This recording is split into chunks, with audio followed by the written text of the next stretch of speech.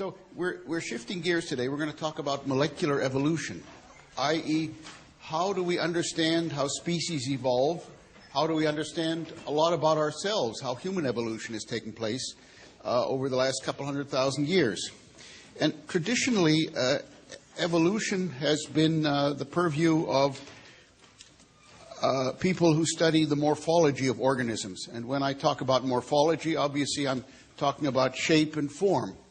And by comparing organisms, starting already 250 years ago, one began to develop hierarchies of how different organisms on the planet are related to one another. You've seen this undoubtedly in high school biology. This is the study of phylogeny. And phylogeny has traditionally been figured out by comparing the phenotypes, the morphologies of adults, sometimes embryonic development, and on that basis, attempting to extrapolate back in evolutionary time about the relatedness of different organisms, one to the other. And in so doing, one has been able to create, for example, family trees. Here's something that Charles Darwin already was interested in, the various kinds of finches on the Galapagos Islands off Peru in the Pacific. And here one is beginning to organize different bird species on the basis of whether they're more closely or less closely related to one another, and to draw pedigrees which one imagines describe how they evolved one from the other, i.e. organisms which are very similar to one another must be more closely related evolutionarily, and conversely those that appear very differently from one another morphologically must be far more distantly related to one another. In fact, these kinds of morphologic extrapolations can be very misleading. So here, for example, are two kinds of eyes. The top eye is a Drosophila eye, which, to state the obvious, looks a lot different from our eyes, which is the chordate eye is shown on the bottom. Totally different. Our rods and cones face backwards. The Drosophila arthropod eyes, the light sensors face forward. Everything is different. And on the basis of that, you would say that these two organisms are independent evolutionary inventions, that they've been invented on two occasions, and that they have no relatedness one to the other at all. But I will tell you an extraordinary experiment. You can take there's a master gene that controls eye development in the fly, in Drosophila. It's called eyeless. If you knock it out, then the eye doesn't develop at all. And you can take out of the mouse what apparently is a related gene called small eye. So the fly gene is called eyeless. The mouse gene is called small eye. And you can put the small eye gene into the Drosophila genome in a fly which lacks the eyeless gene. So here we're talking about two different genes. The fly gene is called eyeless. The mammalian gene, at least in mouse, is called small eye. If you knock out this gene in the fly genome and replace it with this gene, you get a perfectly normal Drosophila eye. It's extraordinary. Or you can do the following. You can arrange it so that the mouse small eye gene is expressed ectopically. When I say ectopically, that I mean it's expressed in the wrong place at the wrong time. So you can do the following experiment. In a fly genome, you can arrange it so that the mouse small eye gene becomes expressed on one of the extremities of the fly, one of the legs of the fly. And now, on one of the extremities of the fly, an ectopic eye will develop. Looks just like a Drosophila eye, but its development is programmed by the mouse small eye gene. What I'm telling you is that these two genes are totally interchangeable, that they are effectively indistinguishable from one another functionally. They have some sequence relatedness, but in terms of the way they program development, they are effectively equivalent. And what this means is that the progenitor of these two genes must have already existed at the time that the flies and we diverged, which is 600 or 700 million years ago. And in the intervening 600 million years, these genes have been totally unchanged. I.e., once the gene was developed, evolution could not tinker with it and begin to change it in different ways. ostensibly because such tinkering would render these genes dysfunctional and thereby would inactivate them, thereby depriving the organism of a critical sensory organ. So here we have an example, a dramatic example, of how morphology misleads us. Here we have an example of where we would say that these two eyes, the two eyes I've shown you here, are so different from one another that they must by necessity be independent evolutionary inventions. But in fact, genetics tells us, and these gene swapping experiments tell us, that the two eyes descend from a common ancestral eye, a prototypical eye, whose precise morphology we can't discern anymore. And so we begin to realize that if we really want to understand evolution and we really want to understand phylogeny, phylogeny being how the species are related to one another, we have to go to the DNA. And we have to begin to look not at phenotype, but we have to look instead at genotype.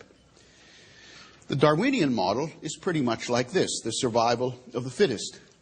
And when I say that, we imagine that we have here a genetically heterogeneous group of organisms within a species, and this number of individuals in the species could be 100, it could be 1,000,000. This particular individual, by chance, acquires a mutation or an advantageous allele through some genetic alteration. This genotype renders this organism more fit phenotypically, has a selective advantage, and consequently, over extended periods of time, which may be thousands or even millions of years, the descendants of the organism bearing this allele now have advantage, have a greater reproductive advantage, survival advantage, compared with the other individuals in the same species, and therefore the representation of this mutant allele in the gene pool of the species becomes expanded. When I say gene pool, I'm talking about the common shared set of genes within a species, such as within the human species. And so eventually the descendants of this organism or the descendants of an organism bearing this allele now become overrepresented in the population because they're more fit. And then there can be another succession, i.e. there can be yet other mutations occurring subsequently, once again favoring the selective outgrowth of an individual bearing this allele or this allele. And in addition, there can be the process of what one calls speciation. That is to say, if some parts of the species live in one place and other parts of the species live in another place geographically, they may no longer interbreed. And as a consequence, and because of the fact they're under different selective pressures, they may begin to diverge from one another, if evolutionarily speaking, because they're no longer actively exchanging genes with one another. And as a consequence, one can have new species arising.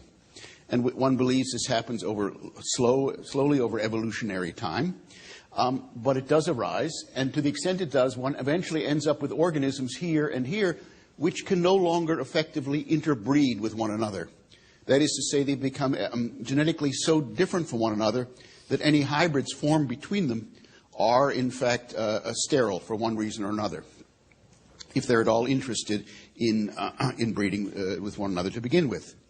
And what this means is that we can begin to trace how closely or distantly related species are to one another simply by asking how closely or similarly related are their DNA sequences. If distantly related organisms have very distantly related sequences, and closely related organisms must have sequences which are very similar to one another.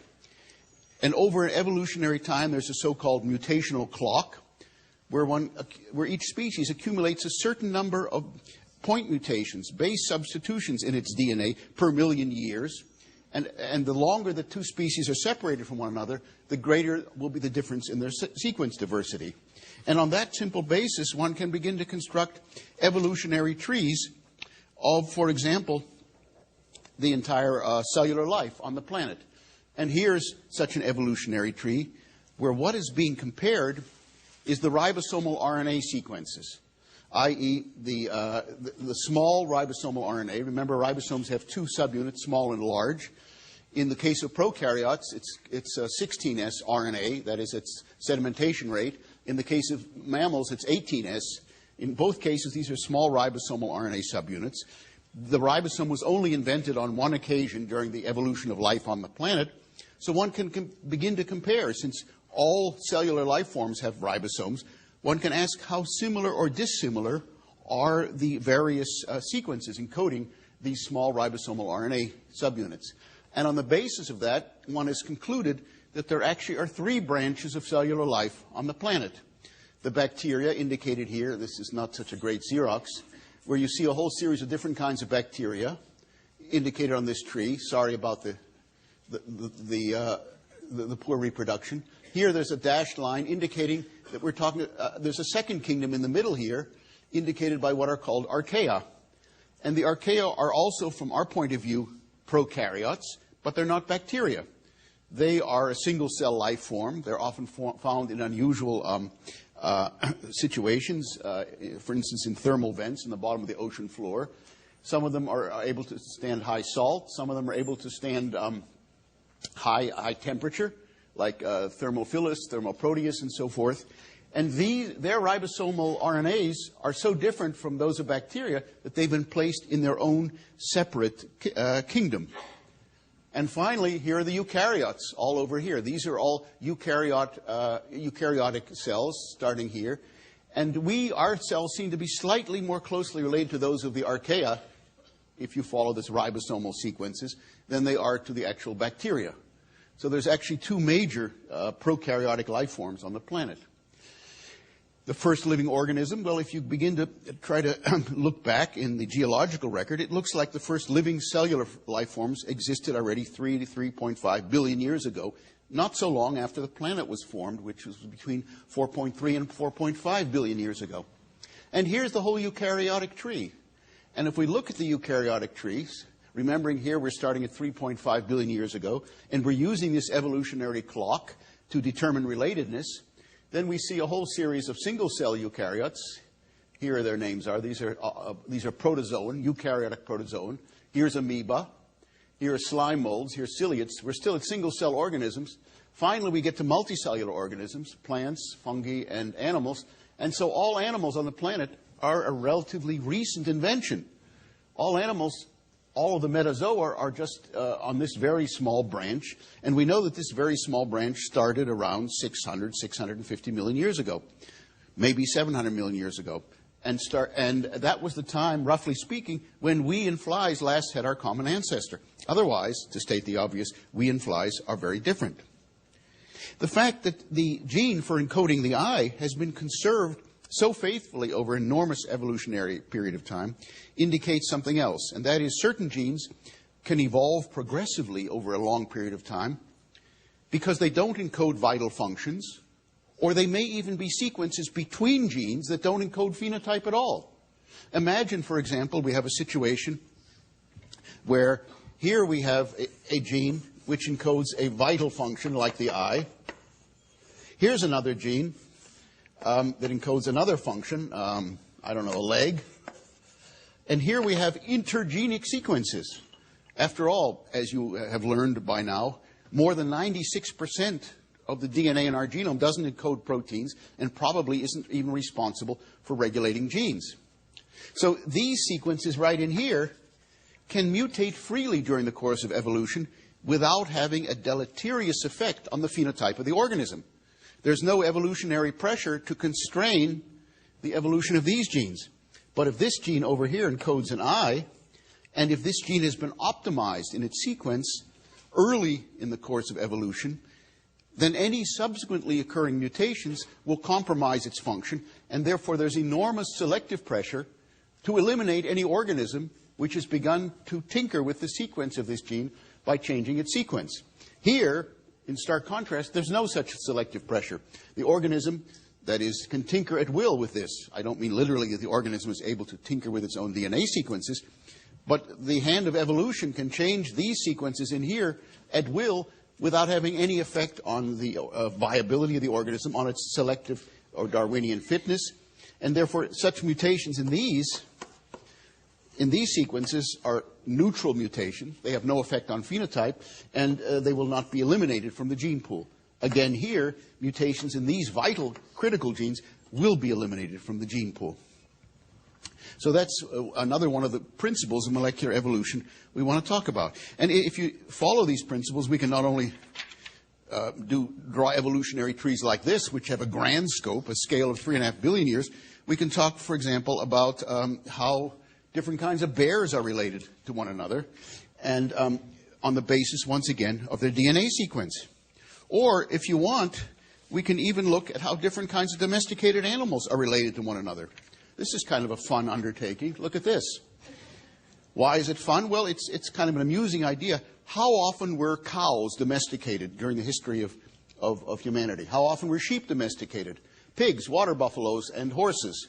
And what you see here is that cattle were domesticated on 2 occasions, probably once in Western Asia, the Middle East, and once in Eastern Asia. Sheep were domesticated twice.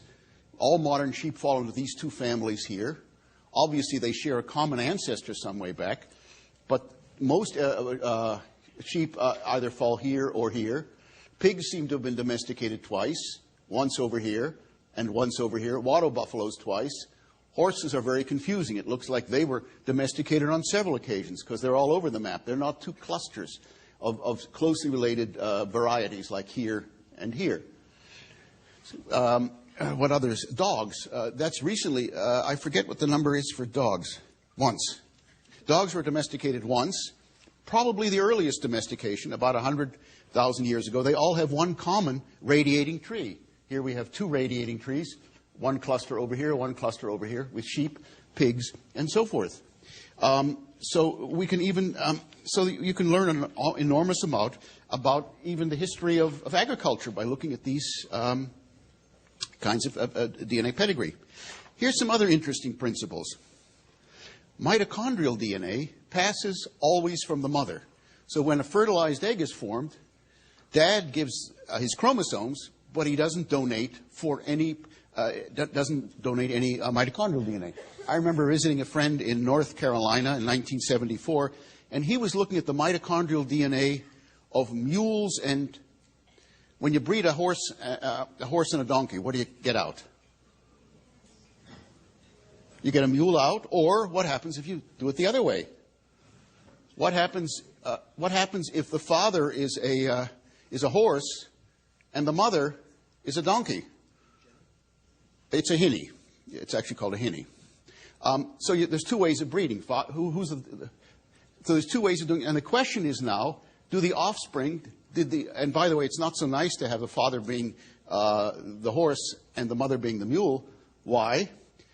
Because mom isn't used to carrying an embryo that's much larger than she's adapted to. The other way is fine, because then she can carry a small embryo. But if dad comes from a much larger species, then the fetus that the female donkey must carry is larger than her womb is really evolved to carry. So you don't often see these hinnies around because they cause great difficulty at birth. In any case, why did I get into this digression? Glad I asked that. The question was, where did the mitochondrial DNA come? 1974, this was still a hot question. And it turned out that the mitochondrial DNA in both the mules and the hinnies came always from mom. There was not a trace of mitochondrial DNA from the father. And as a consequence, this begins to cause us to realize where our mitochondrial DNA comes from. So his mitochondrial DNA comes from his mother, his maternal grandmother, her mother before her, and so forth. And the same for each one of you. And what this means is that if you look at a pedigree like this, and, for example, here we have a mother and a father. Girls are always round, boys are square. And here you see the mitochondrial DNA. It's donated to all of the children. But the fact is that these boys, when they mate, when they have offspring, they will no longer pass along her mitochondrial DNA. So it will be lost. And the only way the mitochondrial DNA can be transmitted is through one of her daughters, to in turn have daughters. Here you see the situation where almost all of her mitochondrial DNA is lost, except for this female descendant, who once again passes it on to her sons and daughters. Only the daughters, again, can transmit mitochondrial DNA. And there is equity in life. It doesn't often happen. Jack Kennedy said life is unfair, but sometimes it's reasonably fair. So here's the Y chromosome. Here's the Y counterpart. Keep in mind that the Y chromosome only passes from father to son to father to son. And exactly the same dynamics apply. And importantly, and this is critical for our thinking now, neither the Y chromosome nor mitochondrial DNA recombines with another chromosome.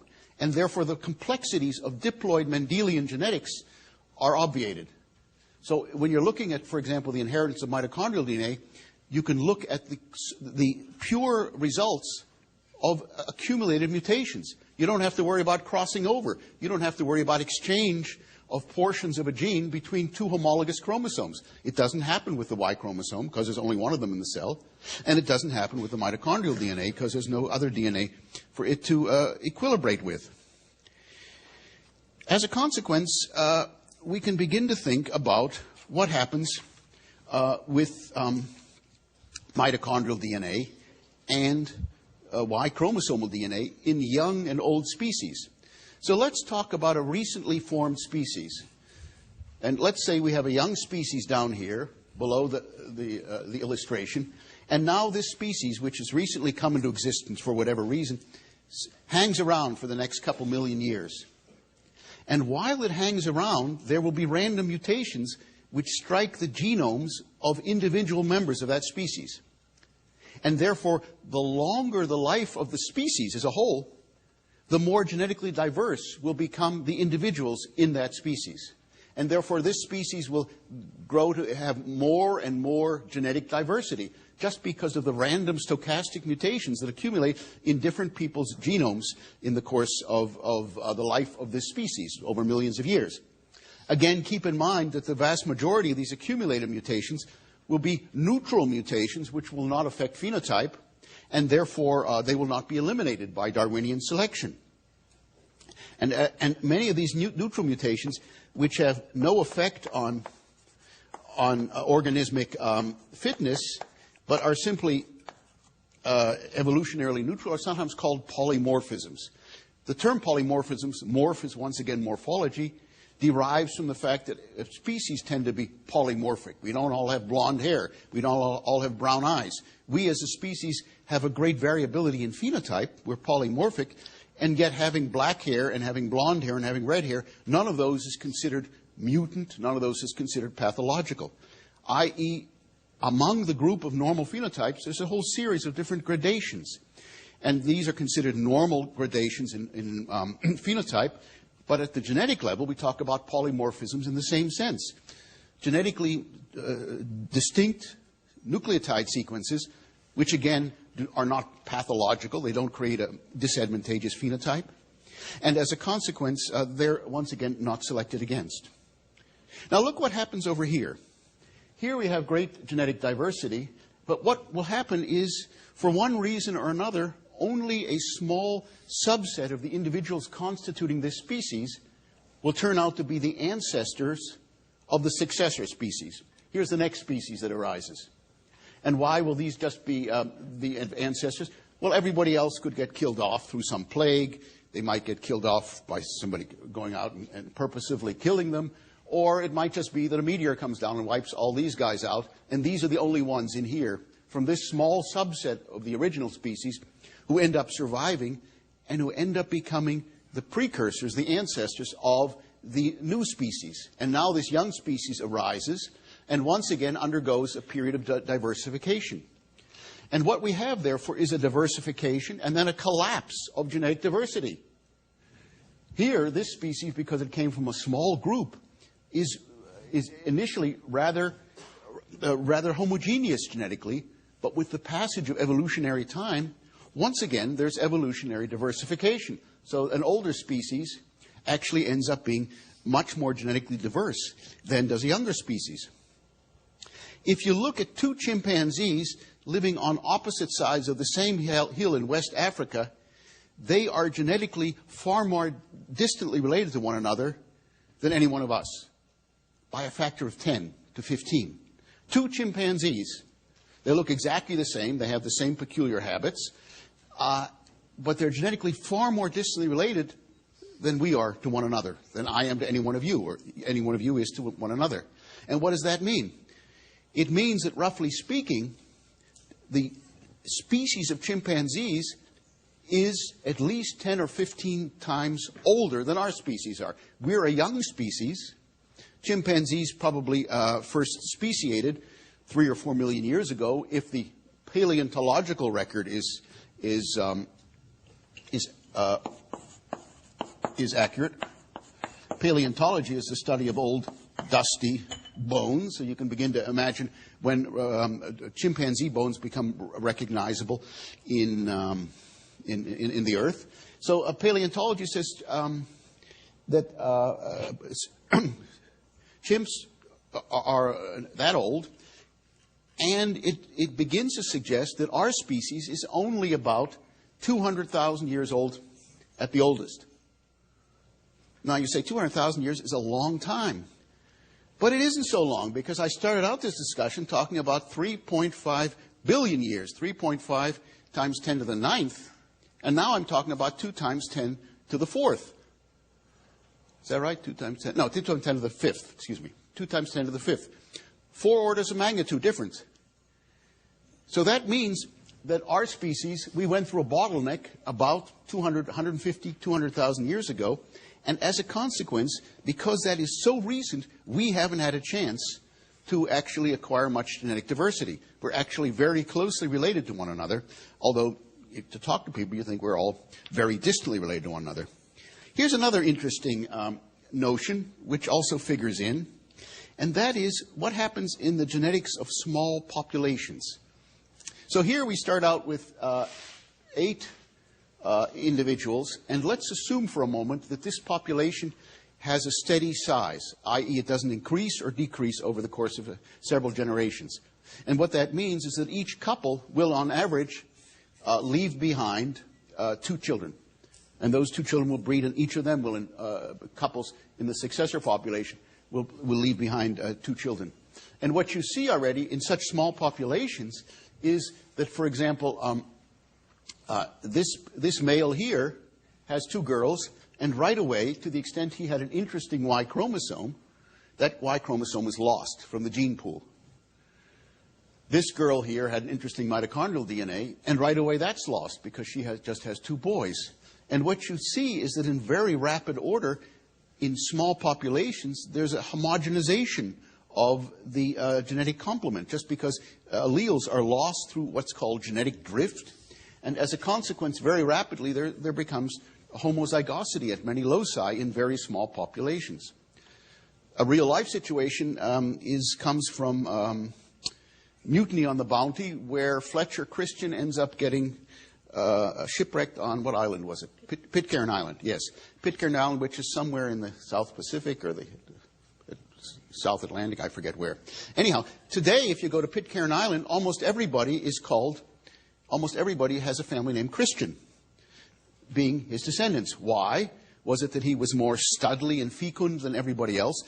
Probably not. What probably happened was, in the same dynamics that dictates the homogenization of Y chromosomes, dictates the homogenization of family names. So if you isolate people in a small demographic isolate, like an island in the middle of the ocean, over a period of generations, roughly equal to, I think, twice the number of individuals in the steady-state population, everybody will have the same family name, because the other family names will, by chance, in a small population, just be lost. On my father's side of the family, I have hundreds of cousins with my family name, and on my mother's side of the family, not a single one, just as an example of this kind of trait. Now, keep in mind that this evolutionary diversification can also affect the Y chromosome. So therefore, there are different Y chromosomes across the face of the planet, which can be distinguished not because they are better or lesser Y chromosomes in terms of the phenotype of maleness, but because they've accumulated polymorphisms over a period of time. They may be single nucleotide polymorphisms, but these single nucleotide polymorphisms can be used to determine how closely or distantly related are individuals to one another. Let's look at the mitochondrial DNA of women in Western Europe. And if you look at the mitochondrial DNA of women in Western Europe, you find that they only have, how many different things there are? 1, 2, 3, 4, 5, 6, 7.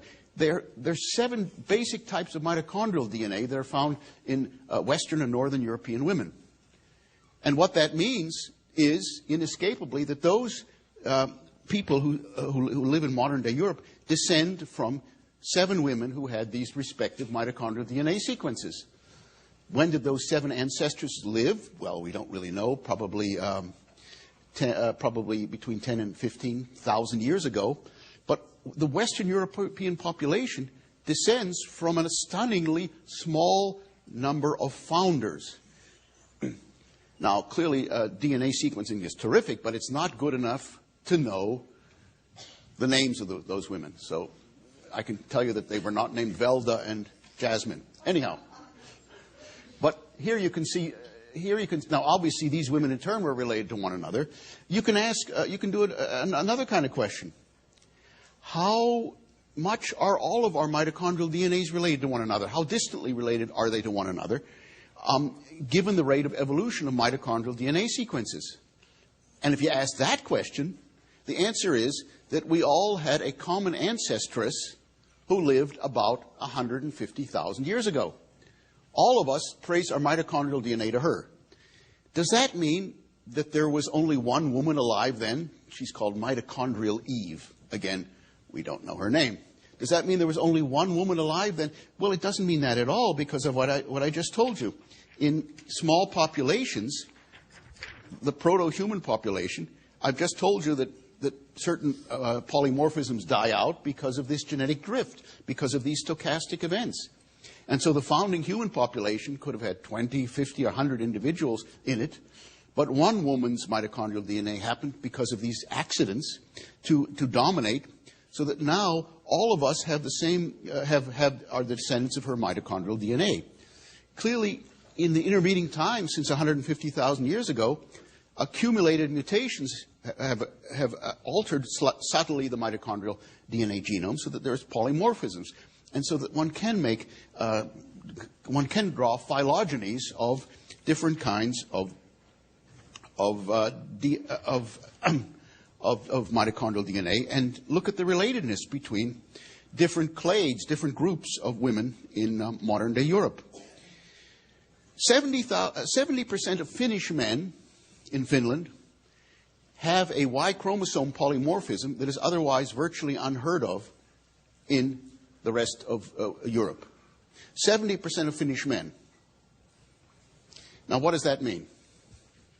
Well, to me it means that those 70% of Finnish men descend from a common ancestor, a male who lived around, if you look at the sequences, lived around 2,000 or 3,000 years ago, and who for some reason became the ancestor of all the people living in modern Finland.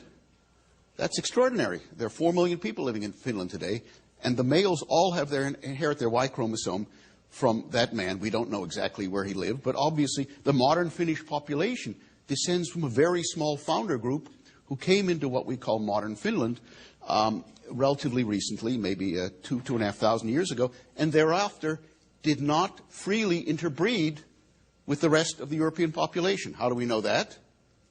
Because that Y chromosomal polymorphism is not present elsewhere. It's only present in Finland. So it was a genetic and obviously linguistic isolate. So where do we all come from? All of us human beings. How closely or distantly related are we to one another? Here's a measurement of the distances between different mitochondrial DNAs from different branches of humanity. And what you see is something really quite extraordinary and stunning. Here you see that the people, the non-African lineages here and here are actually relatively closely related to one another. But if you look at the people who live in Africa, down here, there is enormous genetic diversity. Look how far these evolutionary branches reach back. Look how long these are. The distance of these branches, of these roots, determines how distantly related these individuals are one to the other. And on the basis of that, and on the basis of a lot of other auxiliary genetic information, we can conclude that Africa was the site where genetic diversification was generated during human evolution. And that what happened as a consequence of that diversification is starting over the last 40, 50, 60,000 years ago, different subpopulations, small isolated subpopulations, migrated out of Africa, took a very small subset of the polymorphisms with them, and became the founder populations of a whole variety of different modern-day populations.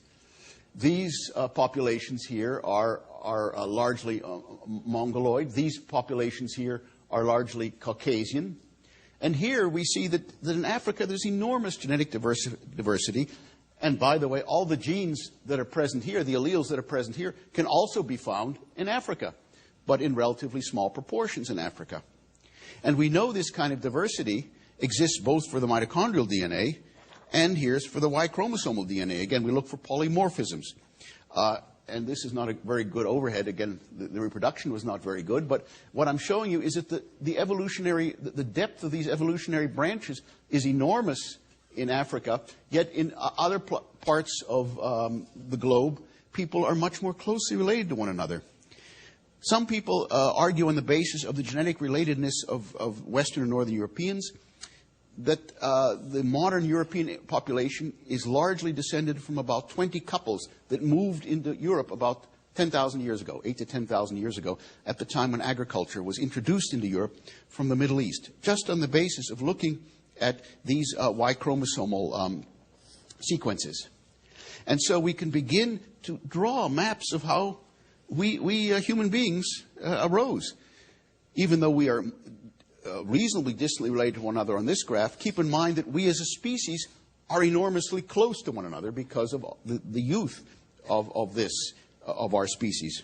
If you look at the time of this diversification, again, was probably sometime between 80 and 100,000 years ago. So how did it all happen? We can even figure out the history of humanity by beginning to look at these different kinds of polymorphisms. A long time ago, individuals went out from Africa, maybe starting 100,000 years ago, maybe more recently, and went across the southern rim of Eurasia. And we know already, we find archaeological remains of Aborigines in Australia between 40 and 60,000 years ago. And by the way, those people are very distantly related to the rest of us, having left and not intermingled with the rest of humanity for a very long period of time. There were Aborigines in Australia already at a time when our ancestors, or to the extent we had ancestors in Europe, were still battling the Neanderthals, who only died out 30,000 years ago. You may know, by the way, you may have read in the newspaper, about a month ago, they discovered skeletons of very small people on an island in Indonesia. In fact, those were probably not even Homo sapiens. Those were probably a precursor species, because we know over the last 2 million years, there have been hominoids, look like human beings, but are precursors, who migrated out of Africa, who dispersed throughout Asia, and who eventually became extinct. So that the only modern-day humans that exist are the descendants of this outmigration that began about 100,000 years ago. We know that about 15,000 years ago, some of these people ended up going over here and crossing in 4 different waves of migration. You can see it from the DNA, into the Western Hemisphere. Amerindians, that is American Indians, Native Americans, are genetically rather homogeneous. Why? Because they all descend from very small founder populations that came into the Western Hemisphere relatively recently. And there's enormous genetic homogeneity among different subgroups of individuals here in South America. Speaking of South America, if you look in some parts of Venezuela, what you find is that the mitochondrial DNA is largely of Indian origin, but the Y chromosomal DNA is largely of European origin. So what happens there? That's a testimonial to the tragic fate of the Indians, where the conquistadors from Spain came in, killed all the men, and took all the women to be their brides. How else could you explain the fact that there's no Indian Y chromosomes? There is instead only European Y chromosomes. Here you can begin to see what happened here in Europe as well. 40,000 years ago, people started trickling into Europe. And they hung around there for the next 30,000 years, pretty much on their own. The remnants of those people who came in, we know from DNA, are the Basques, who live in northern Spain, who speak, by the way, a non-Indo-European language. They're the relics of this initial settlement by modern humans of Europe starting 40,000 years ago. And they had the continent for themselves, for the next 30,000 years until this new founder population came in about 10,000 years ago. Here's the names of the girls who were in that group: Ursula and Katrine and Xenia, Tara, Jasmine, and Velda. And they became the modern agriculturalists and swamped out the people who were there 40,000 years ago, who now only survive as a relic population. Here's a fun story I like to tell each year. And it's about the Cohen Y chromosome. And you'll see what an amusing story this is just from genetics. Now, the name Cohen in Hebrew means a high priest. And you've heard people named Cohen. It's not such an uncommon name among the Jews. And it says in the Bible, in Genesis and Exodus, that all the high priests in the Bible are the descendants of Aaron, the brother of Moses. And it's also been the practice for the last 3,000 years that the only person who can become, the only male who can become a Cohen is the son of a Cohen. In other words, you cannot be adopted into a family and acquire the name Cohen. And if that's all true, and if the Bible is true, and Aaron lived 3,000 years ago, whatever his name was, then it should be the case that all male Cohens should have the same Y chromosome, right?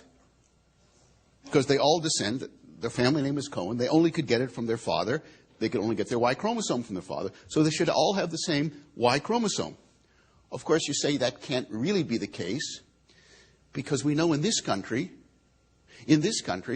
between 5 and 10% of people on average are sending Father's Day cards to the wrong person.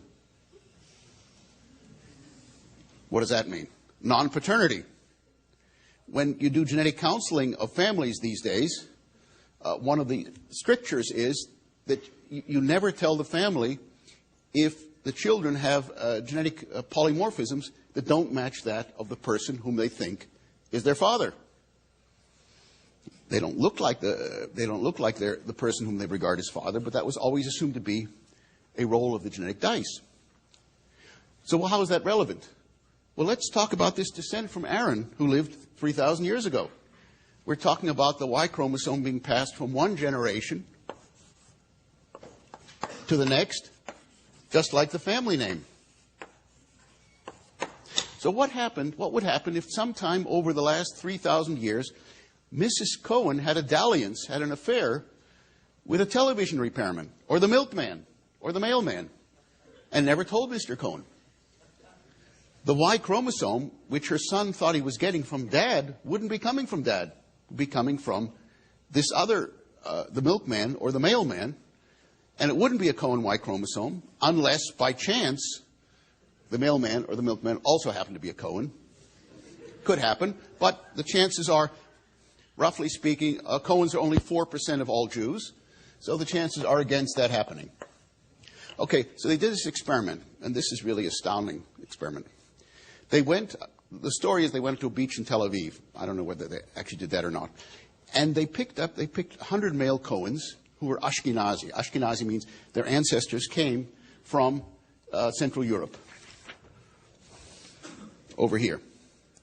And they picked up 100 Sephardi Cohens. And the Sephardi Cohens come from Spain, North Africa, Egypt, Yemen, Iraq, Iran, Uzbekistan, Central Asia. And the last time that the Iraqi Cohens and the Ashkenazi Cohens were interbreeding was about 500 BC, at the time of the Babylonian exile. So they've been apart a long time. And they looked at their Y chromosomes. And what they found was that 70% of the Y chromosomes of these male Cohens, 70% of the Cohens shared the same Y chromosome. Well, the same Y chromosome was present only in 15% of non-Cohen Israeli Jews. Now think about that for a second. 70% of these men had the same Y chromosome. Of course, they didn't know they had the same Y chromosome. All they knew is that they had the same family name. And what that means, inescapably, is that over a period of 2,000 or 3,000 years, it was hard to trace with exactitude when the common male ancestor lived, over a period of 2,000 or 3,000 years, somehow the milkman and the mailman stayed away from Mrs. Cohen.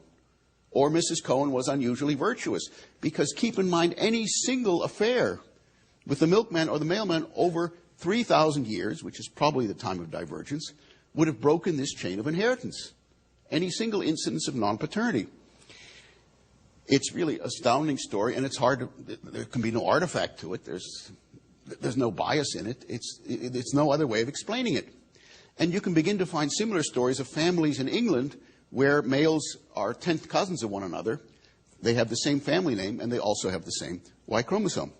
The most amusing commentary on this stems from a tribe that lives in southern Africa, and these people are called Lemba. L-E-M-B-A. And the myth of the Lemba is that they descend from Jews who came down from the north, Jewish traders. So just for the hell of it, some geneticists went down and drew blood from the male Lembas. And there's 4 castes of Lembas. There's the ruling class, there's the warriors, there's the farmers, and maybe the merchants. I don't know. And what they found was that almost all members of the ruling caste among the Lembas had the same Y chromosome, and the Y chromosome had exactly the same polymorphisms as the Cohen Y chromosome. No males in the other 3 castes had, or very few had otherwise, this Y chromosomal polymorphism. Go figure. I don't know what's going on. Now, did those people look Jewish?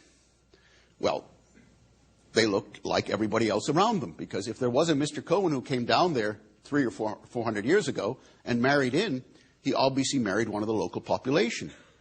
And there were no other people around from coming in from the north to marry to. So that 99% of the males in this ruling caste who have the Cohen Y chromosome, 99% of their genes come from the local population. The only thing they inherited from Mr. Cohen was the Y chromosome.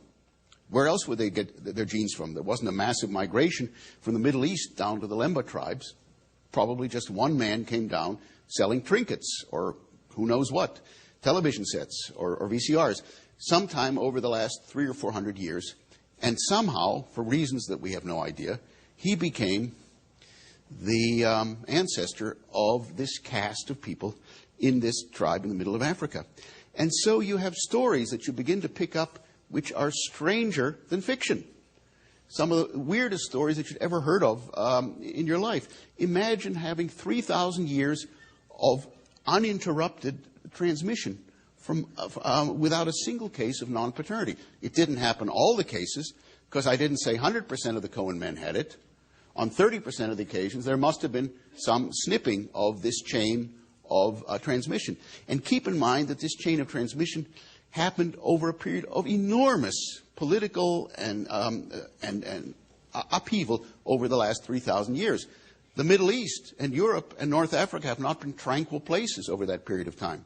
Enormous population dispersal and confusion and replacement. And yet we now begin to look, by looking at the DNA, we can begin to see all kinds of really interesting things.